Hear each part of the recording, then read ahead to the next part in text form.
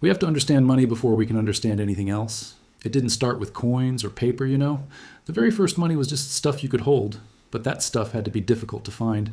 Scarcity was the first and most important rule. Otherwise, everyone could just make their own money. But lugging heavy stuff around became a real problem. This is where everything started to change. People began to trust promises instead of physical things, but those promises needed a strong authority behind them. Why do you think kings got involved so early? They put their faces on metal discs to guarantee weight. This was a huge leap in trust, honestly. The coin's value wasn't really in the metal itself. It was in the king's promise, stamped right on it. But then people needed to move larger amounts safely. Carrying bags of gold invited trouble, as you can imagine. So they started depositing coins with trusted goldsmiths. Those goldsmiths gave out paper receipts for the deposits. And soon, people just traded the paper receipts instead. Here's the thing. The goldsmiths noticed something clever. Not everyone would come for their gold at once. They began lending out receipts for gold they didn't have. This was the birth of modern banking right there. It worked as long as trust in the system held. But what happens when that trust suddenly disappears? You get a bank run, and they're never pretty. This flaw was built into the system from day one, so governments stepped in to centralize this fragile trust. They gave one bank the monopoly to create money. Think about that power for just a moment. Paper money became a pure promise, a legal decree.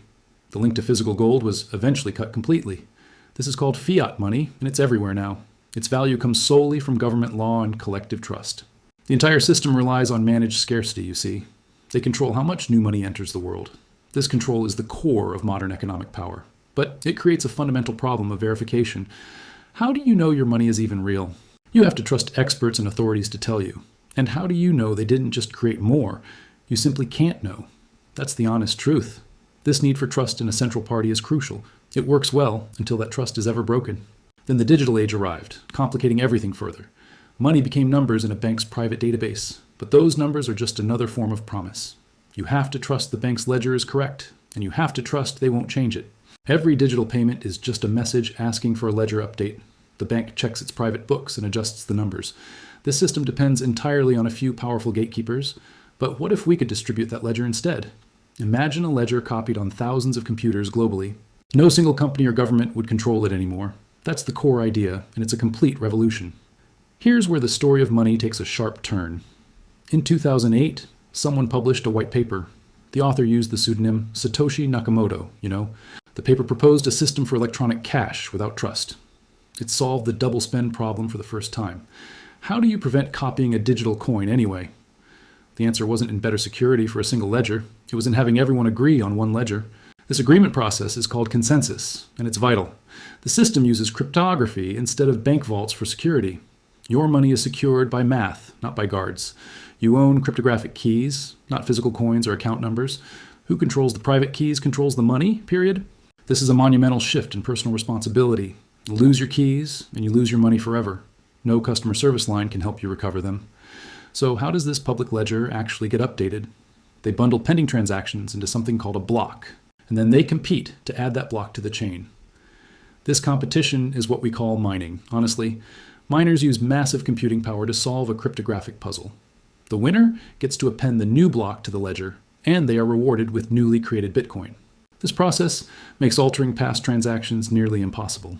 Why is that? Think about the security model. You'd need more computing power than the rest of the network combined. That's what makes it decentralized and extremely secure. The ledger is public, transparent, and permanently auditable by anyone. You can see every transaction that's ever happened, but you don't necessarily know who owns each address. This offers a unique kind of pseudonymous privacy.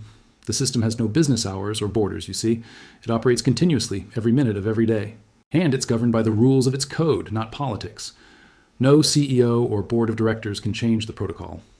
Upgrades require overwhelming consensus from the entire user base. This is why some call it hard money. Its supply schedule is fixed and predictable, written in stone. No one can print more, no matter how powerful they are. This is a direct contrast to our current fiat system. But is it really money? Well, let's test it against history. First, does it function as a durable store of value? Second, is it a practical medium for everyday exchange? And third, can it act as a reliable unit of account? It's performing these roles, but adoption is still growing. You won't like this next part, but it's real. The price volatility is extreme and can be terrifying. This makes it hard to use for buying a coffee today. But remember, early technologies are always clunky at first. The internet wasn't built in a day, Layers are being built on top to improve speed and cost. Think of it like building highways on top of gold. Now, let's talk about the energy consumption of mining. It uses a lot of electricity, that's undeniable. But is that a bug or is it a feature? That energy expenditure is what secures the entire network. It makes attacking the system economically irrational. Miners also increasingly seek stranded and renewable energy sources. This turns wasted energy into global monetary security. The conversation about energy is complex and evolving, honestly. But let's step back and look at the bigger picture. We've moved from metal to paper to digital promises, and now we have digital scarcity for the first time ever. This is the part nobody truly expected to see. A form of money that is provably scarce and borderless. It can't be inflated away by any central authority. That's a powerful property for people in unstable economies. Have you considered what true, seizure-resistant property means? Your wealth can be hidden in plain sight, secured by math. This changes the relationship between individuals and the state. It's a tool for financial sovereignty, for better or worse. Of course, this also enables illicit activity, just like cash did. The ledger is transparent, which actually aids forensic analysis. But the technology itself is neutral, like electricity or steel. What matters is how humanity chooses to use it. Now, is Bitcoin the final form of digital money? Probably not. It's more likely the prototype, the pioneer. It proved digital scarcity and decentralized consensus were possible. That breakthrough is now being applied in thousands of new ways. But its first mover status and security are massive advantages. You can't easily replicate over a decade of accumulated trust. The network effect is a powerful force, you know. More users bring more security, liquidity, and developer attention. And let's talk about storing this new kind of money. You can keep it on an exchange, but that's risky. This brings us back full circle to personal responsibility. You become your own bank, with all the pros and cons. There's no fraud department to call if you make a mistake. This is a steep learning curve for the average person, but the tools are getting simpler and safer every year. So, will Bitcoin replace the dollar or the euro soon? Honestly, that's very unlikely in the immediate future. The existing system has immense inertia and political support, but it might coexist, serving different purposes for different people. Think of it as a new parallel monetary layer. It could act as a global settlement network for large value, while smaller, faster networks handle your daily coffee purchases. This is the multi-layered future that seems most plausible. Governments are now responding, and you can guess how. Some are trying to ban it, others are trying to adopt it. Several nations have even made it legal tender already. Central banks are researching their own digital currencies now, but those are the exact opposite of Bitcoin, you see. They offer more control for the state, not less. This is where the philosophical battle lines are being drawn. Will money remain a tool of sovereign control primarily? Or can it become a neutral, global protocol for value? This isn't just a technical debate, it's a social one. What do we, as a society, want money to be? Do we want it to be programmable and potentially censored? Or do we want it to be permissionless and neutral? Bitcoin argues strongly for the latter, for hard neutrality. Its rigid rules are its chief feature, not a flaw. You can't change it easily to fit political whims. This makes it unreliable for active economic fine-tuning, but incredibly reliable as a predictable, long-term standard. Now, let's address the elephant in the room: speculation. Most people first hear about Bitcoin because of its price swings. This attracts gamblers and get-rich-quick schemes, unfortunately, but speculation often precedes utility in new technologies. The price discovery is chaotic, but brings capital and attention. The real question is what gets built after the speculation. And serious infrastructure is being built quietly but steadily. Custody services, insurance, ETFs, and retirement accounts are emerging. This is the boring institutional adoption that matters long-term. It's becoming part of the global financial architecture, slowly. So is Bitcoin money an asset or a technology? The answer is yes. It's all three at once, honestly. It's a monetary good because people treat it as one. It's a speculative asset because its future is uncertain. And it's a groundbreaking technology enabling new possibilities. This confusion is natural for something so fundamentally new. Our language and frameworks haven't caught up to it yet. Let's look back at the entire journey we've taken. We went from stones to metals to paper to digits.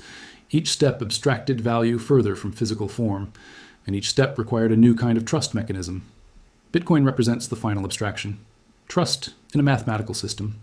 It's not backed by a thing, but by a verifiable process. The outcome is a digital commodity with unforgeable scarcity. This story is far from over, and the ending isn't written. What will happen when the last Bitcoin is finally mined? That won't happen for over 100 years from now. Miners will then earn fees solely from transaction processing. Will that be enough to keep the network secure forever? That's one of the great unanswered questions, you know. The system will have to adapt and evolve to survive, just like any successful monetary system has done throughout history. Maybe Bitcoin fails, but its ideas will undoubtedly live on. The genie of digital scarcity can't be put back in the bottle. We've proven that decentralized digital money is even possible. That proof of concept alone changes everything moving forward. So, what should you take away from all of this? First, understand that money is a technology for transferring value. Second, its evolution is driven by problems of trust and verification. And third, we're in the middle of a major evolutionary leap. You don't have to be an investor to find this fascinating. It's a live experiment in economics, computer science, and sociology. Whether you love it or hate it, you should understand it, because it forces us to question our most basic assumptions. What is value? What is trust? What is ownership? Bitcoin provides concrete, if controversial, answers to those questions. Value is what the network collectively agrees it is. Trust is placed in transparent code and decentralized consensus. And ownership is absolute control of a cryptographic key. These answers challenge centuries of financial and political tradition. That's why the reaction is so intensely emotional on all sides. It's not just about price, it's about power and control. Now, I'll leave you with one final thought to ponder. Throughout history, new forms of money have always seemed weird. They seem abstract, unreliable, and downright threatening at first, but they spread because they solve a real problem better. Gold coins were better than barley, paper was better than gold, digital bank money was better than paper for moving across borders. So, what problem does Bitcoin solve better than anything else? It solves the problem of needing to trust a human institution. For some people, that's not a problem they feel they have. For millions of others, it's their most pressing financial problem. Whether that's a big enough market will decide its fate. The history of money is a search for perfect, neutral value. We've tried shells, metal, paper, and digital database entries. Each failed in some way, usually through centralized debasement. Bitcoin is the latest experiment in that ancient, ongoing search. It may succeed, or it may fail spectacularly. But the search for sound, apolitical money will absolutely continue. So watch this space. Pay attention to the ideas, not just the price, because the nature of money itself is being redefined right now. And you are living through this chapter of monetary history.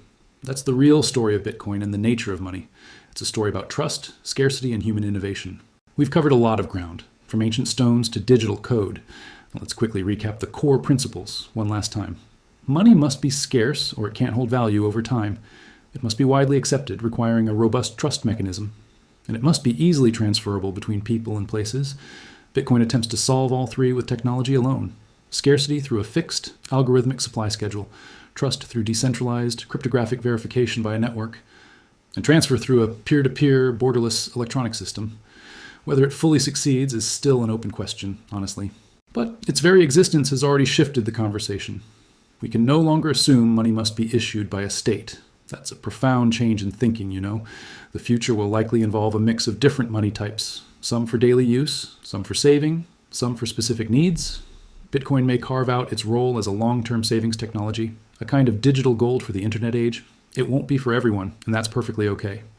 Technological adoption is always a choice, not a mandate. The key is to make your choice an informed one.